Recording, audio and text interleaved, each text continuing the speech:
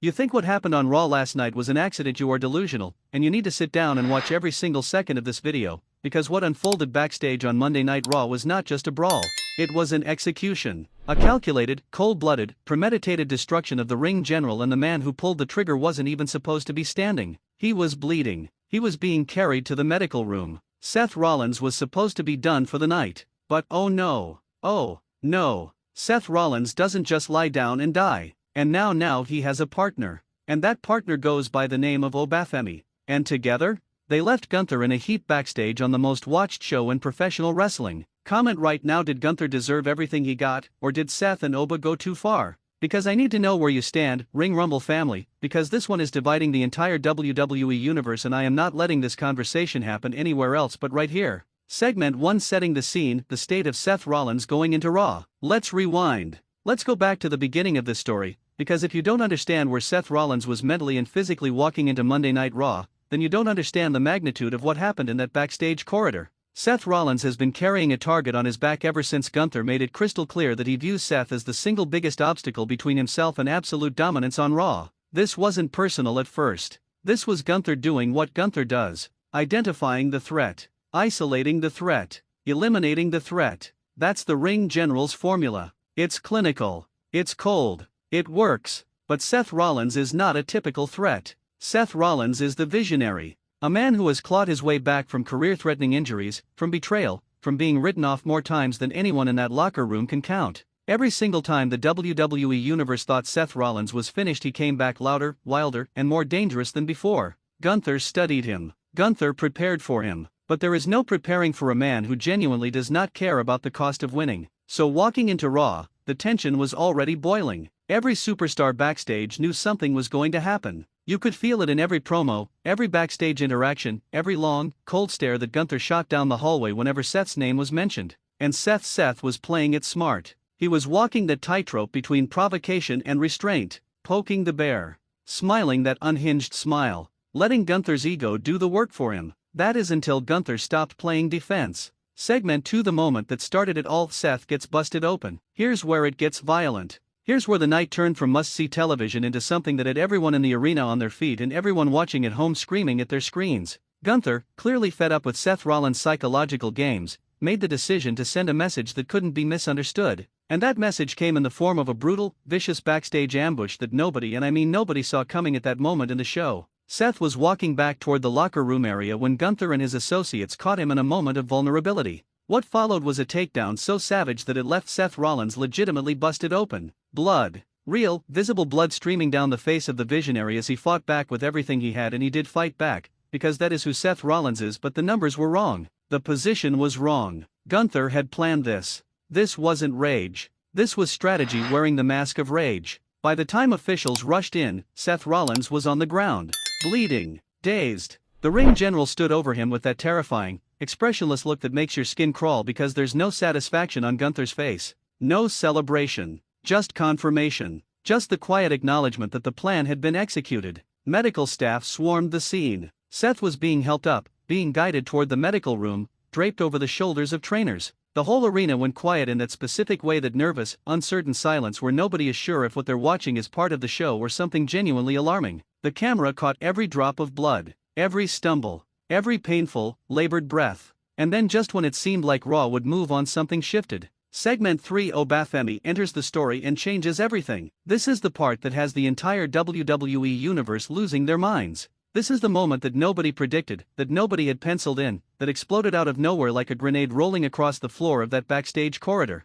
Obafemi was there. Now let's talk about what Obafemi being present in that moment actually means, because people are already oversimplifying this and it is driving me absolutely crazy. This was not Obafemi stumbling upon a situation. This was not a coincidence. The way Oba positioned himself, the way he read the room, the way he moved, this was a man who had been watching, who had been waiting. And when Seth Rollins needed someone to turn the tide, Obafemi made a decision that is going to echo through WWE programming for months. He chose Seth's side. Think about what that means for a man of Obafemi's profile. Obafemi is a powerhouse. An absolute physical specimen who has been carving out his own legacy with a ruthlessness and physicality that has made every single person in that locker room stand up a little straighter whenever he walks past. Oba doesn't need alliances. Oba doesn't need anyone. That's always been his operating philosophy: raw, dominant, singular. So when Obafemi stepped into this situation, when he got between Gunther's associates and a bleeding Seth Rollins and made it known with every inch of his body that this was now a different conversation, the entire dynamic of Monday Night Raw shifted in real time. Gunther's associates backed off.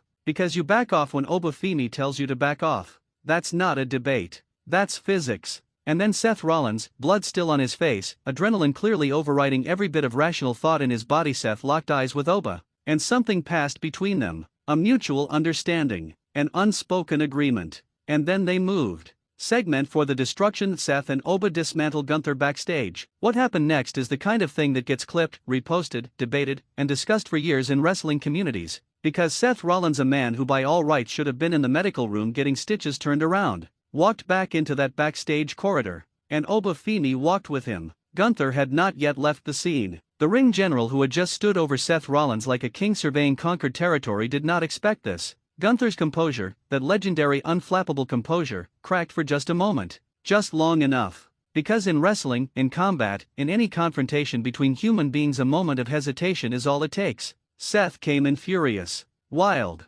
Unhinged in that specific Seth Rollins way that is terrifying because it's not random, it's purposeful chaos. Every strike, every slam, every move driven by a white-hot fury that only a man who just had his own blood running down his face could summon. This wasn't wrestling. This wasn't performance. This was retribution, and Seth Rollins has been waiting for this moment for a very long time. And Oba? Oba was systematic. Methodical. Where Seth was fire, Oba was a wrecking ball with a blueprint. He neutralized Gunther's ability to recover. Every time the ring general tried to get his footing, Oba shut it down. Every time Gunther tried to find an angle, a weapon, a way out, Oba closed it. The contrast between the two men was stunning to witness. The visionary and the powerhouse fury and force working in perfect, devastating harmony. By the time it was over, Gunther was down. Not just beaten, demolished. In a backstage corridor on Monday Night Raw, the ring general, the man who has made an entire career out of being untouchable, out of being the baddest man in whatever room he occupies, was left on the floor. Officials flooded the scene. The chaos was total.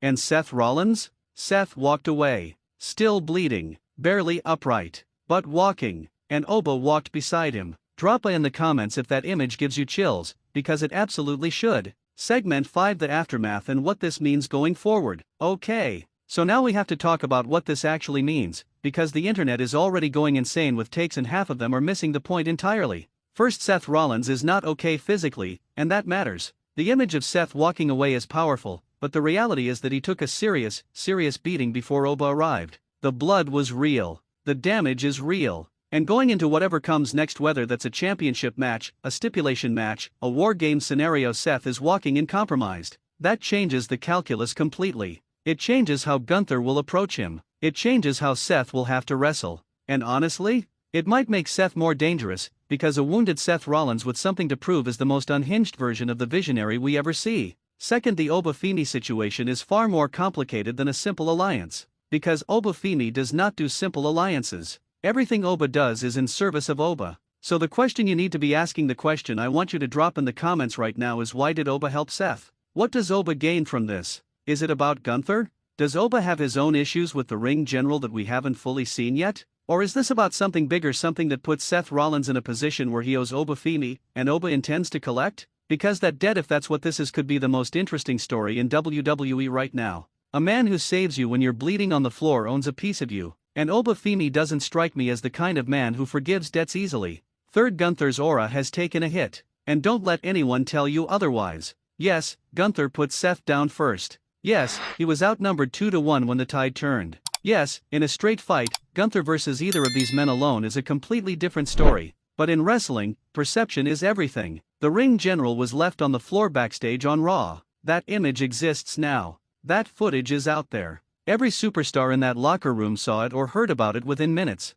The invincibility myth even slightly has been dented. And Gunther, of all people, knows exactly what that means. He will be furious. He will be calculating his response right now. And when Gunther responds, it will be surgical, savage, and designed to restore every inch of the aura that was taken from him on Monday night. Segment 6: The burning questions for the WWE Universe. Here is what I need from you, Ring Rumble family, and I need this right now in the comments because this conversation has to happen. 1. Is the Seth Rollins and Oba Femi partnership legitimate, or is one of them about to turn on the other the second it's convenient? Because I have a feeling this alliance has an expiration date, and I want to know if you think Seth pulls the trigger first or Oba does. 2. How does Gunther respond? Does he go straight at Seth? Does he come for Oba? Does he recruit his own backup and escalate this into an all-out war? Because Gunther is the kind of man who responds to a humiliation with something worse than what he received, and I am genuinely scared for what comes next. 3. Is Seth Rollins healthy enough to compete at the level this rivalry demands? Because Gunther is not a man you can face at 70%.